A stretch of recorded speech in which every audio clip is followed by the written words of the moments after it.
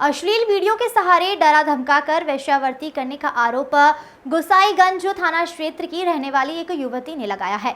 पीड़िता को लेकर सामाजिक कार्यकर्ता व अधिवक्ता श्वेता राज सिंह ने पुलिस अधीक्षक ग्रामीण अतुल सोनकर से मुलाकात की।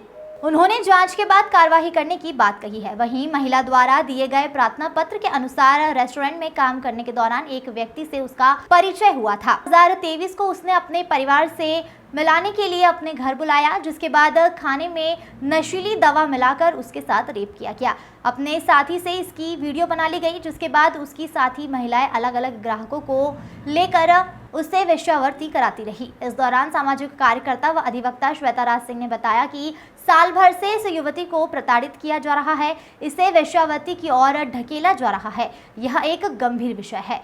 यह कौन लोग हैं जो अयोध्या की धरती पर ऐसा कार्य कर रहे हैं? उन्होंने बताया कि पुलिस अधीक्षक ग्रामीण से मुलाकात हुई है, जांच के बाद कार्यवाही के लिए कहा गया है। उन्होंने कहा कि अगर यहां से न्याय नहीं मिलता है तो न्यायालय का दरवाजा खटखटाता जाएगा। वरिष्ठ पुलिस अधीक्षक महोदय के यहाँ इनकी समस्या लेकर के आई थी। साल भर से ही प्रताड़ित करी जा रही हैं, इनको वेश्यावृत्ति में ढकेला गया है।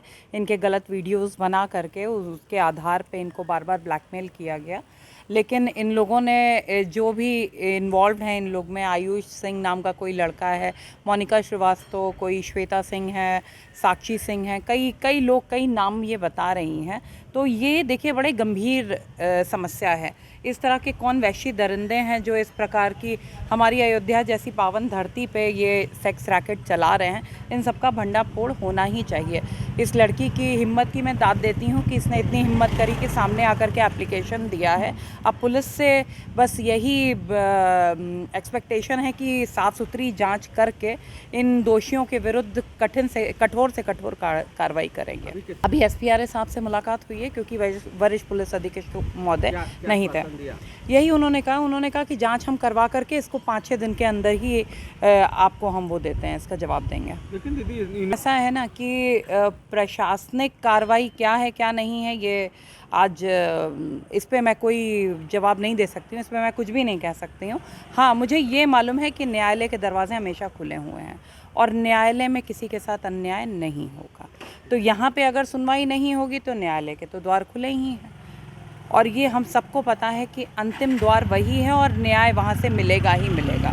तो अगर कोई सुनवाई नहीं होगी तो मैं न्यायालय का भी द्वार खटखटाऊंगी, इनके लिए इसको न्याय दिलाऊंगी।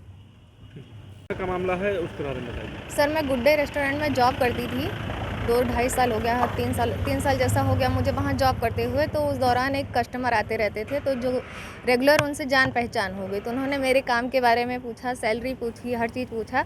तो हमने बताया उनको, सैलरी पैकेज बताया, काम बताया। तो उन्होंने कहा कि हमारी भी जॉब लगवा दीजिए, हमें जॉब की ज़रूरत है। हमने जॉब लगवा दी उनकी अपने सर से बात करके।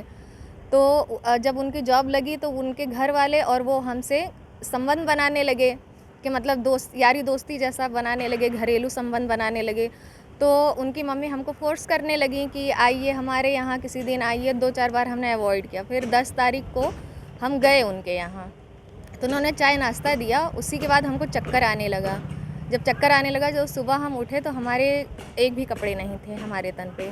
और जो है वो लोग हंस रहे थे। तो बताए कि हमने ऐसा वीडियो बनाया है आपका, अगर आप मेरे लिए काम नहीं करेंगी तो हम ये वीडियो आपके घर में और आपके घर वालों को दिखा देंगे। तब मैंने उनको अपने घर की पूरी सच्चाई बताई कि ऐसा मैं शादीशुदा पूरी बात बोले जो है मैंने उनको अपने घर के बारे में बताया तब कि मैं शादीशुदा हूँ, मेरे 2 बच्चे भी हैं और इस तरीके से मेरा मैटर चल रहा है। मेरे पति से मेरी बनती नहीं है, मैं अपना अलग रूम लेके कमा खा रही हूँ। तो अगर इस तरीके से करेंगे तो मेरी बहुत बेइज्जती होगी।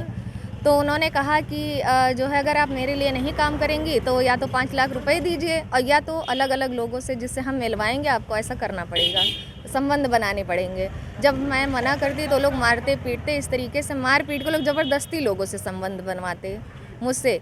इसी तरीके से लगातार ये कंटिन्यू चलता ही रहा। कई बार हमने एप्लीकेशन देने की भी कोशिश की, जब वो लोग एप्लीकेशन पकड़ लेते थे तो भी मुझे बहुत मारते थे। एक बार वो लोग कहीं गए हुए थे तो हमने जाके चुप्पे से नवीन वहाँ नगर कोतवाली में हमने दिया एप्लीकेशन। तो उन्होंने कहा नवीन मंडी पे जाके देना एप्लीकेशन। वहाँ गए, हमने जैसे दिया उसी के 20-30 मिनट बाद ये लोग मेरे रूम पर आए, मुझे जान से मारने की धमकी दी, मेरे साथ गलत काम भी किया और प्लस मेरा हाथ काट दिया, ये दिखाने के लिए कि मैंने ही आत्महत्या करने की कोशिश की। 2-3 दिन ये लोग मेरे रूम के बाहर ही बैठे रहे कि ये कहीं इस हाल में निकल के जा ना पाएँ। उसके बाद जो है हमको ज़बरदस्ती लेकर गए, सुलहनामा भी करवा लिए, ये लोग लिखवा लिए कि मैं कोई कार्रवाई नहीं चाहती।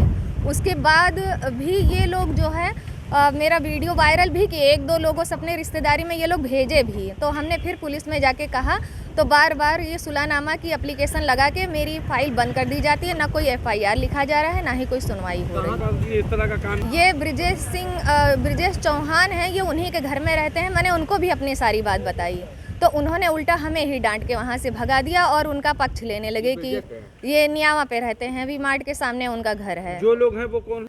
सर वो लोग शायद कोई रैकेट चलाते हैं और उनका क्या नाम है?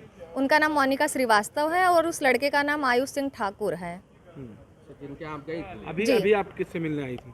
अभी हम वरिष्ठ पुलिस अधीक्षक के यहाँ आए थे, जो कि कई बार हमने एप्लीकेशन दी भी है, उसमें सुनवाई नहीं हुई और बार बार हमको ब्लैकमेल किया जा रहा है, टॉर्चर किया जा रहा है। हम जॉब से निकलते हैं, वहाँ लोग खड़े रहते हैं, उन लोगों के द्वारा भेजे जाते हैं, तो हम परेशान होकर बार बार यहाँ आते हैं, बार बार एप्लीकेशन लगाते हैं, कोई सुनवाई नहीं होती। अभी आप क्या चाहते हैं? सर मैं कार्रवाई चाहती हूँ, क्योंकि जब तक कार्रवाई होगी नहीं ये सब बंद होगा नहीं और ऐसे ही मैं ज़िंदगी भर परेशान होती रहूँगी। किसी दिन ये लोग मुझे मार के फेंक भी देंगे, क्योंकि एक बार इन लोगों ने मेरे गले में रस्सी भी लगा के मारने की कोशिश की, मेरे सर पर भी चोट आई।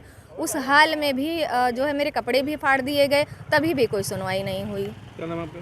मेरा नाम प्रियंका।